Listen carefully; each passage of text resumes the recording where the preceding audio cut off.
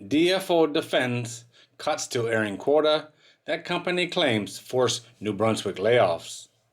This is from CBC News, and it was published on the 7th of September 2024.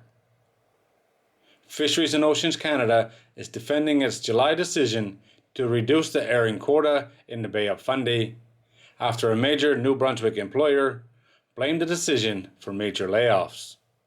We recognize the economic impacts this decision will have on families and communities that rely on the income from fishing and processing herring.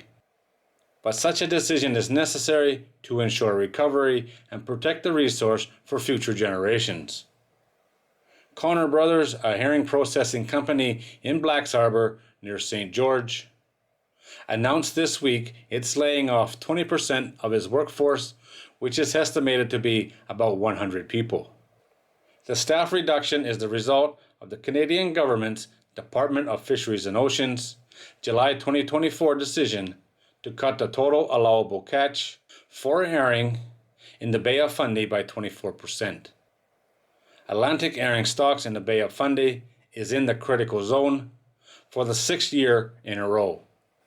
DFO science advice indicates that the quota reductions are necessary to rebuild the stocks out of the critical zone. The Federal Fisheries and Oceans Minister set the herring quota for the Bay of Fundy at 16,000 tons for 2024 through 2027. To date, the quota has been cut by more than half, from 50,000 tons in 2016 and 42,500 tons in both 2017 and 2018.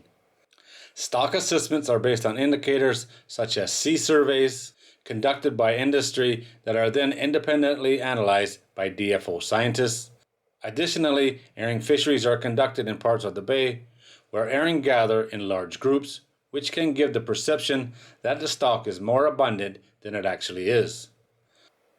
As a forage species, Atlantic herring is an important food source for large fish and whales.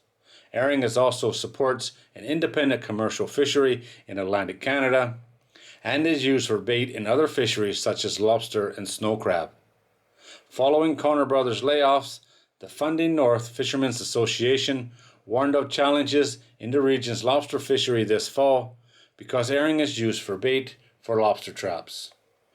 The association shared a letter from Connor Brothers with CBC News that said the company could no longer provide herring bait for the lobster industry, following the July DFO reduction because of the reduction of herring available. Decisions will continue to be informed by the best available science regarding the stock of Atlantic herring in the southwest Nova Scotia and Bay of Fundy. This is not good.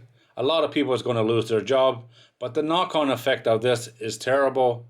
The fishermen are not getting to fish. The processors are not getting to work. That means a lot of money coming out of the local economy, but also herring is used for bait for other industries such as lobster and crab. This just means the price of bait is going to go through the roof, going to be hard to get, and that's going to affect both those industries, which are a lot bigger and a lot more profitable for everyone involved than the herring fishery. But the knock-on effect of this is huge, but you can't catch the fish if they're not there. Hopefully the stocks will rebuild over the next few years and get back to normal. But as it looks right now, it's going to be a few years with very small quotas, and that's not a good thing for anybody concerned.